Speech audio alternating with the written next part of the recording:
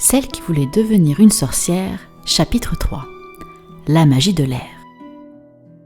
À l'aube du 3e jour, tout enthousiaste de continuer son apprentissage, la femme retourne dans les bois pour converser avec Mère Nature sur la magie des éléments.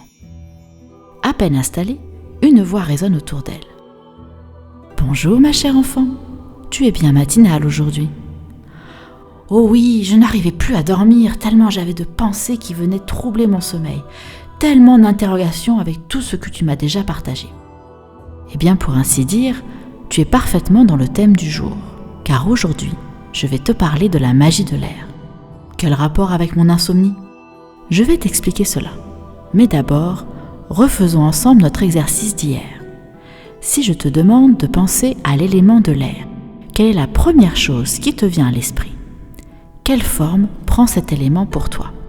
Le vent ? Tout à fait.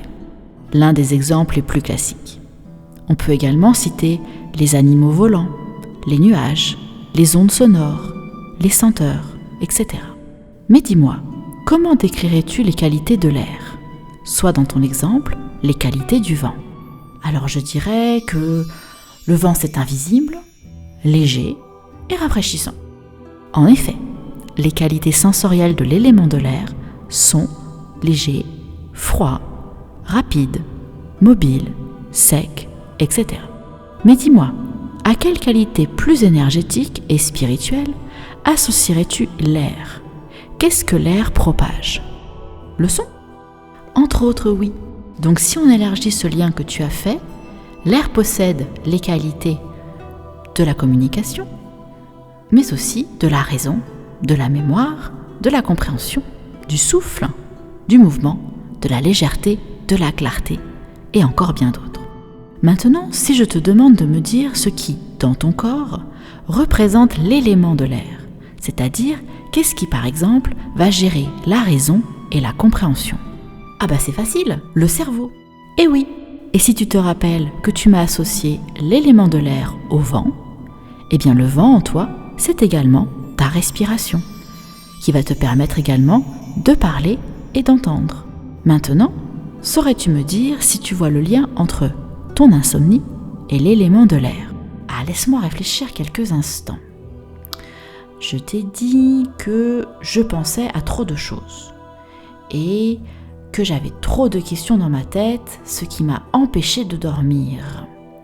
Ah bah oui, mon cerveau était en suractivité avec trop de pensées, et comme l'élément de l'air est lié au cerveau, eh ben le lien est évident, en effet.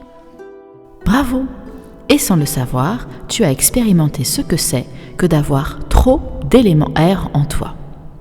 Ainsi, l'excès d'air en toi peut aussi se traduire par des douleurs, des rigidités, de l'anxiété, des irrégularités dans ton transit intestinal ou dans ton cycle féminin. Pourquoi ça ? Eh bien parce que, comme nous l'avons dit, l'air est un élément très mobile. C'est lui qui gère tous les mouvements dans ton corps, que ce soit ta respiration, tes pensées, etc., comme nous l'avons dit.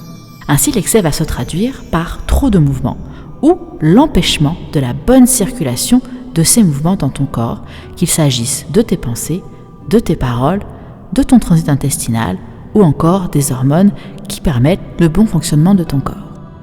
Mais l'excès d'air aussi peut prendre la forme de l'émotion de la peur. Cette tendance à trop te projeter dans un futur sur lequel tu n'as que peu de contrôle et qui est totalement incertain pour toi au moment où tu fais ta projection. Ah bah dit comme ça, il va être super important que j'apprenne à gérer la magie de l'air. Merci Mère Nature pour toutes ces explications. De quoi me parleras-tu demain ? Ah, la curiosité aussi est une caractéristique de l'air. Mais bon, pour que tu dormes bien ce soir, demain, je te parlerai de la magie de l'eau. Prête pour le chapitre 4 ?